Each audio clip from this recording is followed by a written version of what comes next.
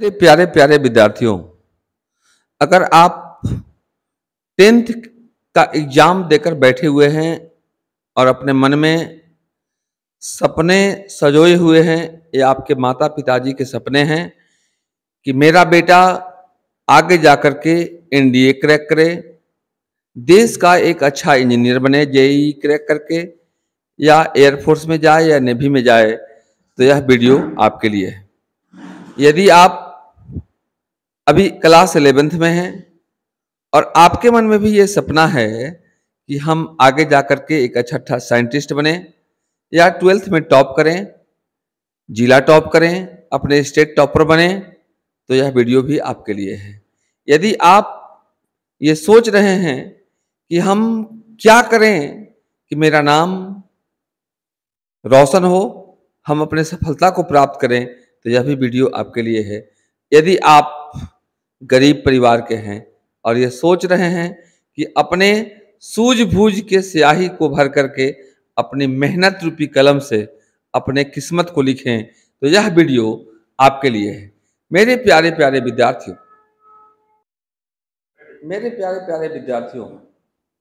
आप ये जान लीजिए कि अगर आप दिन भर पढ़ रहे हैं तो आपको सफलता पाने के लिए उन विद्यार्थियों से टक्कर लेना है जो रात दिन पढ़ता है। अगर आप रात दिन पढ़ते हैं तो आपको उन विद्यार्थियों से टक्कर लेना है जो सपने में कर सोता भी है तो पढ़ाई के सपने देखता है, अपनी सफलता के सपने देखता है, अपने कामयाबी के सपने देखता है।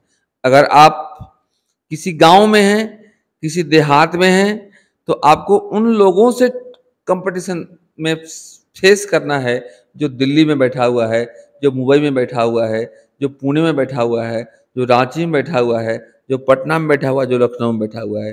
तो आपको कम से कम इतना मेहनत करना है, इस ढंग से मेहनत करना है कि आप उन विद्यार्थियों का टक्कर दे सकें।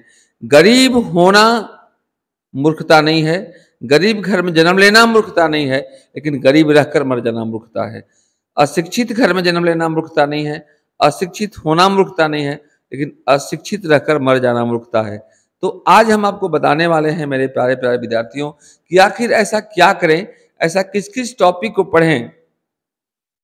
अगर 10th का एग्जाम देकर बैठे हुए हैं तो क्या करें ऐसा कि हम जीवन में एक सफल इंसान बन सकें। सबसे बड़ी गलती आप तमाम विद्यार्थियों से ये होती है कि कुछ विद्यार्थी जो जिनका माहौल सही नहीं होता है, जो गांव में रहते हैं, वो 10th के एग्जाम देने के बाद या 12th के एग्जाम देने के बाद ये सोचते हैं कि मैंने बहुत बड़ा तीर मार दिया। आपने तीर नहीं मारा है, आपने एकेडमिक एग्जाम दिया है, लेकिन कंपटीशन का एग्जाम आपने नहीं दिया है। जैसे आप बताओ, अपने शकल को कब तक बचा कर रखते हो? जब तक कि जनरल लोगों में, जनरल भाइयों बहनों में ये होता है कि अपने भैया शकल को तब तक बचा कर रखना है जब तक हमारी शादी नहीं हो जाती है। तो उसी तरह से अकल को तब तक बचा कर रखना है, अकल को तब तक संजो के रखना है जब तक कि आपकी नौकरी नहीं हो जाती है या तो आप कंपटीशन में सक्सेस नहीं हो जाते हैं।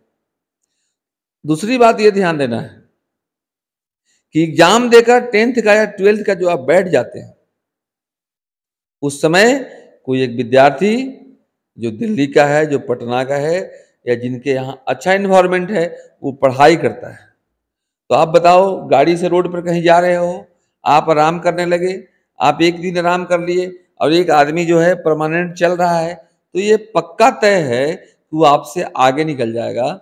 जब वो आपसे आगे निकल जाएगा तो वो कंपटीशन में सक्सेस हो जाएगा।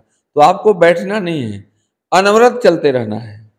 खरगोश और कछुए की कहानी तो सुने ही होंगे आप।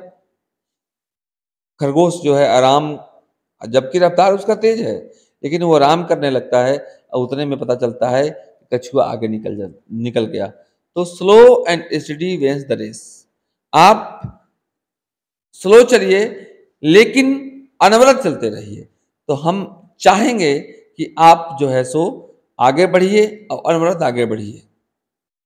मेरे प्यारे प्यारे विद्यार्थियों, आप एक बात गौर कीजिए, जब गांव में किसी को एक अच्छा घर बनाना होता है ना, तो अपने पूरे एरिया में, अपने पूरे क्षेत्र में, अपने पूरे गांव में, अपने पूरे जिला में, अपने पूरे प्रखंड में वो खोजता है कि सबसे अच्छा कारीगर कौन है जो हमारे घर को अच्छा डिजाइन दे सकता है, जो हमारे घर का नक्शा अच्छा बना सकता है, या हमारे घर का खूब अच्छा खूबसूरत बना सकता है।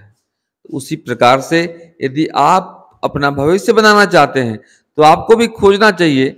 अब आपके चारों तरफ, आपके एरिया में, आपके जिस शहर में आप पढ़ने जाते हैं, उस शहर में सबसे अच्छा भविष्य बनाने वाला कौन है। बहुत लोग ऐसे हैं जो उनके पास कोई योग्यता नहीं है और वो आपको लुभावना देते हैं कि ऐसा ऑफर है, इतना में एडमिशन करा लोगे तो हम इतना में पास करा देंगे, या वो उनका क्वालिटी कम है तो वो आपको कहेंगे कि नहीं हम 800 में ही पढ़ा देंगे, वो कहेंगे हम 1500 में पढ़ा देंगे, कोई कहेगा हम 2000 में पढ़ा देंगे। तो इसका मतलब ये नहीं है, पढ़ाई में अगर आपके पास पैसे नहीं हैं तो आप अच्छे टीचर के पास ही जाएं, उनसे हाथ जोड़ें, उनसे विनती करें कि सर मेरे पास कम पैसे हैं, आप हमें हमारी मुकाम तक पहुंचने में मदद कीजिए, मुकाम तक पहुंच जाएंगे तो आपका ओरिजिनल गुरुदक्षिणा हम देंगे। तो ऐसा बात नहीं है, जो भी अच्छे शिक्षक होते हैं वो दयालु होते हैं। हम आपको अपनी कहानी बताते हैं। मैं पटना गया था कहीं सिन्हा सर के पास पढ़ने, मेरे पास उतने पैसे नहीं थे जितना उनका फीस था। मैं दिन भर उनके गेट पर खड़ा रह गया और उनसे उस जमाने में, आज से 40 साल पहले, मैं उनसे 1000 रुपया माफ करवाया और उनका फीस 8000 रुपया था और वो मुझे 7000 रुपये में पढ़ाए। तो मेरे कहने का मतलब आपके पास नहीं है, आप जो अच्छे शिक्षक हैं उनके पास जाइए, उनका फीस भले ही ज्यादा क्यों ना हो, क्योंकि मकान बनाने के लिए जब अच्छे कारीगर की जरूरत है तो भविष्य बनाने के लिए भी अच्छे कारीगर की जरूरत पड़ती है। तो आप उनके पास जाएं, उनके उचित मार्गदर्शन में पढ़ें। एक बात और ध्यान रखें, जो आपको सुधार नहीं सकता है वो आपके भविष्य को सुधार नहीं सकता है। बहुत बच्चे हम लोग के पास आते हैं, चूंकि 35 वर्षों का अनुभव है, लाखों विद्यार्थियों को अगर मैंने पढ़ाया है तो उसमें हजारों विद्यार्थी अच्छे शिक्षक बने हुए हैं। बहुत विद्यार्थी जो इधर उधर से आते हैं बेचारे 11th क्लास, चूंकि ये मेरा फोकस सिर्फ और सिर्फ 11th क्लास पे है, जो 10th पास करके अभी 11th में आएंगे, या तो जो अभी 11th का एग्जाम देकर 12th में जा रहे हैं। 11th is the foundation of higher classes, इतना ध्यान रखिएगा। सारा चीज मैं 11th क्लास पे बताने जा रहा हूँ। 11th जिनका कमजोर हो जाता है, जैसे जिनका न्यू कमजोर हो जाता है, वो आगे जाकर लाइफ में कुछ भी नहीं कर पाते हैं। तो सारा आज का मेरा वीडियो ये आप तमाम विद्यार्थियों के लिए है। और सामने जो मेरा स्मार्ट बॉय या स्मार्ट गर्ल्स, स्मार्ट सिस्टर या स्मार्ट मिस्टर देख रहा है, वही आगे जाकर के एक सफल इंसान बनेगा। तो आप सीधे सीधे अपने शिक्षक से संपर्क करें, उनको अपना एम बताएं। मेरे कहने का मतलब है प्यारे विद्यार्थियों कि अगर आप उनको अपना एम नहीं बताएंगे, अपना, जैसे गाड़ी पर आप बैठते हैं तो गाड़ी वाले को बताते हैं कि हमको पटना जाना है, कि हमको दिल्ली जाना है, कि हमको बम्बे जाना है। तो आपको अपने शिक्षकों को अपना एम बताना चाहिए। जैसे डॉक्टर के पास जाते हैं तो उनको रोग बताते हैं आप कि आपको कौन सा रोग हुआ है, और नहीं बताते हैं तो डॉक्टर खुद चेक करता है। जैसे हम लोग तो चेक करते हैं कि क्या उनको बनना है, लेकिन आपको अपना एम बताना चाहिए कि सर हमको नीट करना है, या हमको जेईई मेंस क्रैक करना है, कि हमको एनडीए क्रैक करना है। ये जरूर आपको एम बताना चाहिए। जैसे सबसे पहले बार मेरे पास विद्यार्थी आते हैं तो उनको हम देख लेते हैं। वैसे हम लोग तो ये खासकर मान के चलते हैं कि जो विद्यार्थी हम लोग के पास आए हुए हैं वो या तो नीट क्रैक करेंगे, या तो जेईई मेंस क्रैक करेंगे, या तो एयरफोर्स क्रैक करने के लिए आए हैं, या तो एनडीए क्रैक करने के लिए आए हैं, या एक अच्छा शिक्षक बनने के लिए आए हैं। तो अगर अच्छा शिक्षक बनने के लिए भी आए हैं तो उनको कॉन्सेप्ट अच्छा चाहिए, उनको पढ़ाई लिखाई ठीक ठाक चाहिए, उनको समझ में आना ठीक चाहिए। उसके लिए हम लोग डीएपी का भी इस्तेमाल करते हैं। डीएपी तो आप समझ रहे होंगे, डी मतलब डंडा, ए मतलब आगे, पी मतलब पढ़ाई, मतलब डंडा आगे तब पढ़ाई। तो मेरे कहने का मकसद है मेरे प्यारे विद्यार्थियों कि अगर आप 10th का एग्जाम देकर बैठे हुए हैं, अगर 10th का एग्जाम देकर बैठे हुए हैं तो बैठिए मत, आप शहर की ओर भागिए। बहुत विद्यार्थी क्या करते हैं कि 11th में पढ़ लेते हैं गांव तरफ और 12th में आते हैं शहर तरफ। अब बताओ, न्यू मार दिया आपका खराब मिस्त्री और छत ढलवाओगे अच्छे मिस्त्री से, तो डिजाइन तो नहीं निकल पाएगा, क्योंकि मेरे प्यारे विद्यार्थियों डिजाइन तो न्यू में निकलता है। इसलिए अगर आपको अच्छा सक्सेस होना है तो 11th से ही आपको अच्छे कारीगर से मुलाकात करना होगा, मतलब 11th से ही आपको अच्छे शिक्षक से मुलाकात करना होगा और पढ़ाई करनी होगी। दूसरी बात यह है, अगर आप 11th में हैं अभी, तो किन किन टॉपिक पे आपको ध्यान देना है, ध्यान रखिए। अगर 10th पास का एग्जाम देकर बैठे हुए हैं तो आप घर में ट्रिगोनोमेट्री का रिवीजन कीजिए, घर में आप अलजेब्रा का रिवीजन कीजिए, घर में आप कोऑर्डिनेट ज्योमेट्री का रिवीजन कीजिए। अगर आप फिजिक्स से इंटरेस्टेड हैं तो आप करंट इलेक्ट्रिसिटी का रिवीजन कीजिए। आप सबसे पहले वेलोसिटी, एक्सेलरेशन क्या है ये सब पढ़ लीजिए 9th क्लास का, मतलब फिजिक्स के लिए 9th और 10th दोनों का फिजिक्स पढ़ लीजिए। और अगर मैथ लेना है आपको साइंस, तो आप अलजेब्रा पोर्शन को ठीक कीजिए, एपी को ठीक कीजिए, ट्रिगोनोमेट्री को ठीक कीजिए, कोऑर्डिनेट ज्योमेट्री को ठीक कीजिए। लेकिन यदि आप 11th को क्रॉस करके 12th में आ गए हैं तो आप 4-5 टॉपिक को मेरे प्यारे विद्यार्थी एकदम नहीं छोड़ेंगे। और अक्सर टीचर उस टॉपिक को छोड़ देते हैं क्योंकि वो जानते हैं, वो आपको एक कस्टमर समझते हैं कि कस्टमर अगर अच्छा हो जाएगा तो हो सकता है बाद में पढ़ाने लगे, इसलिए उस टॉपिक को नहीं पढ़ाते हैं। खास करके कैलकुलस पोर्शन तो बाबू एक भी नहीं छोड़ना है, लिमिट नहीं छोड़ना है, एग्जिस्टेंस ऑफ लिमिट नहीं छोड़ना है, डिफरेंशिएशन नहीं छोड़ना है, पैराबोला नहीं छोड़ना है, हाइपरबोला नहीं छोड़ना है, इलिप्स नहीं छोड़ना है, परम्यूटेशन कॉम्बिनेशन नहीं छोड़ना है, बाइनोमियल थ्योरम नहीं छोड़ना है, स्ट्रेट लाइन नहीं छोड़ना है। इसके बाद ट्रिगोनोमेट्री का पोर्शन नहीं छोड़ना है आपको, मैथमेटिकल इंडक्शन नहीं छोड़ना है आपको। तो ये सब यदि आप अच्छा से पढ़ाई कर लेते हैं तो आगे जाकर के आप सफल इंसान बनते हैं, आगे जाकर के कंपटीशन में आपको दिक्कत नहीं होती है और 12th में भी दिक्कत नहीं होती है।